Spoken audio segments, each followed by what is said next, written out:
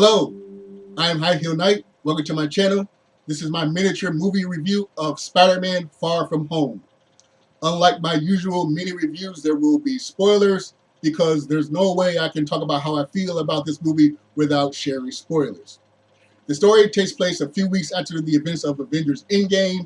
The world is trying to get back to some level of normality, but the world is also wondering who is going to be the next major hero because Iron Man was killed / sacrificed himself in Avengers Endgame.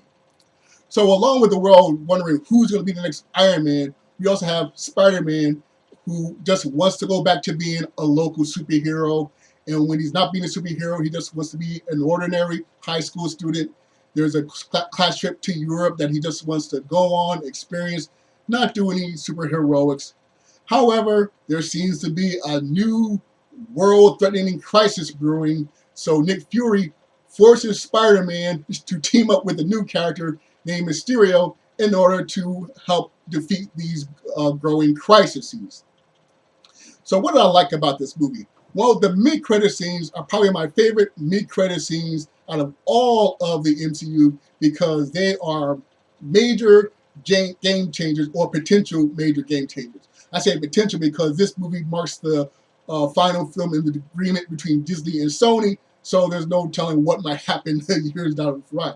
But assuming nothing gets retconned, the fact that Spider-Man was outed, that his secret identity was outed, is a real game changer. Plus, seeing J.K. Simmons reprise his role as J. Jonah Jameson just made have a giant smile on my face. As far as I'm concerned, J.K. Simmons should be the only person that gets to play J. Jonah Jameson in live action. As long as he's alive, he should be the one that gets to play J. Jonah Jameson in live action. So seeing him was just thrilling. And with the other mid-credit scene, you learn that Nick Fury was in space this whole time, and who we thought were Nick Fury were Skrulls. So a lot of the dialogue that the Nick Fury had makes more sense when you go back and see it a second time. For instance, there's a point where Nick Fury tells Peter Parker, Quentin Beck is from Earth, just not your Earth. And I was wondering, why did you say your Earth instead of our Earth? But once you learn he's a Skrull, that sort of line makes sense as one of the other lines that are throughout the movie. But as far as things I didn't like, there are a lot of things. I'll just touch on the main ones. First of all, there are scenes in the trailer that aren't in the movie. Now, it's already been publicized that many of those scenes will be placed into the Blu-ray and DVDs, but still, when you put stuff in the trailers that's not in the film, you're already starting off on the wrong foot. Another problem that I have is the inconsistency of Peter's abilities, because we established that he's not bulletproof, and there's even a scene where Happy Hogan is sewing up his injuries, stitching up his injuries, but at the same time, there's a scene where Spider-Man gets hit by a train moving at full speed. So how is it that Spider-Man's body is weak enough to be pierced by bullets and surgical needles, yet strong enough to withstand the full force of a speeding train? That makes no sense. It's inconsistent.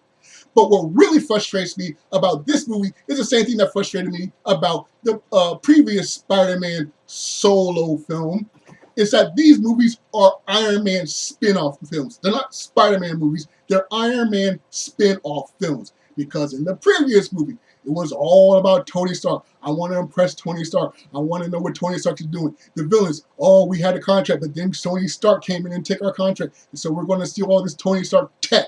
So in this new movie, I was thinking, okay, it's fine that the big question of who's going to be next Iron Man is okay because this movie takes place after Avengers Endgame. Those type of questions need to be brought up.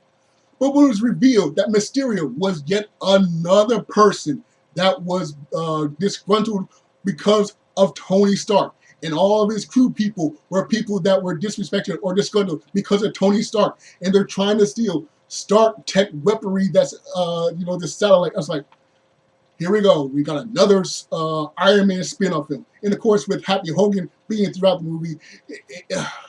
So yeah, Spider-Man, one of the most popular, one of the most amazing characters with one of the most robust roles gallery in all of comic books. We're getting yet another Iron Man spin-off film, and that just angered me to no end. So do I like the movie? Well, the movie's something I can enjoy while I'm watching, like The Last Jedi, like the Hangover films. There are movies that while I'm watching it, I'm having a good time because it's exciting, the jokes are great, the special effects are great, it's, on that level it's wonderful. But do I like the movie? No, I don't like this film, and officially, I don't recommend this film because, again, it's not a Spider-Man movie, it's an Iron Man spin-off movie. So if you like Iron Man films, go ahead and check it out. If you like seeing somebody in a Spider-Man costume hopping around for a couple hours, go see the movie. But if you want to see a Spider-Man film, I don't recommend this film. I was really, really frustrated about Spider-Man Far From Home. So those are my thoughts on the film. I would love to know what you thought of the movie. Be sure to share whatever comments you have in the comment section. Be sure to like, share, and subscribe, or dislike, share, and subscribe. Once again, I'm High Heel Knight. Thank you for watching, and remember, find inspiration everywhere.